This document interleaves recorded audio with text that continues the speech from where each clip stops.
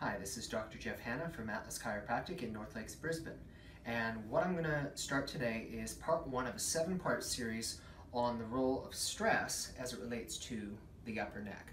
So firstly, what is stress? Find me somebody in today's society who doesn't have stress. It comes in all kinds of different flavors and colors, from the repetitive stuff that we do at work, at home, on our phones, on our computers all day, every day.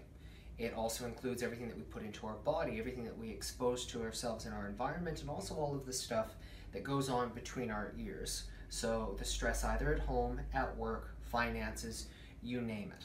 Now I'm going to make the comparison of our body and the system that allows us to process stress, which is our brain and central nervous system, to a computer. Consider what a computer is. A computer is a device that processes bits and bytes of information.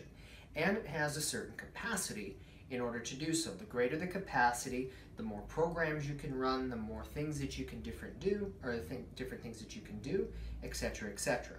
And so let's say that you were to take this computer here and you could run a certain number of programs on it, no problem. Now, what do you think would happen if we were to then suddenly turn on all of the programs all at once? Do you think that the computer is going to run the exact same, if not faster, than it was without the programs? And the answer is no. And it's because the computer has to use now all of its resources to process so much more information.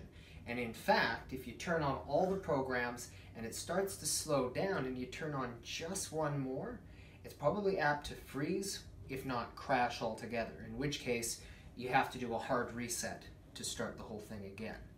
Now, what does this have to do with the human body? As I said, the central nervous system, our brain and spinal cord, allow us to process information from the internal and from the external environment. So it's what we are digesting from breakfast. It's about what we're feeling about the certain situation that we're in at the moment. It's about thinking about what we need to do later this afternoon. There's so much information that the brain has to process. But then let's say that you start dumping in all kinds of extra stuff. Some of it can be good, some of it may not feel very good, but it's information that your brain has to process. It's the exact same as turning on all of these extra programs. And what's it going to feel like? You're going to physically feel, oh, I've got so much stuff on my plate, I don't know how I'm going to manage all this. This is stress. The body is trying to process all of this extra information. Now, what's going to happen to your body if you don't get some kind of reprieve from this?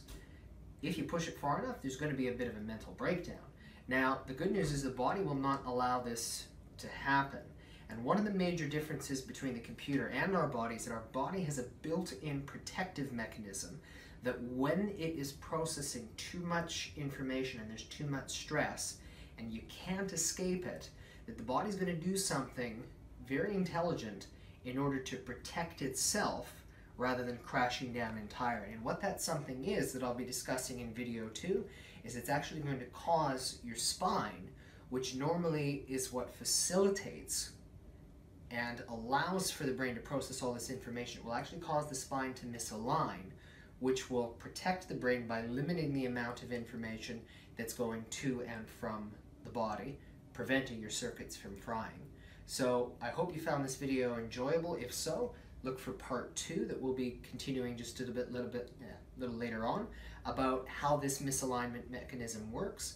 And if you found it interesting and you can think of somebody else who would benefit from understanding this, please share this video with them.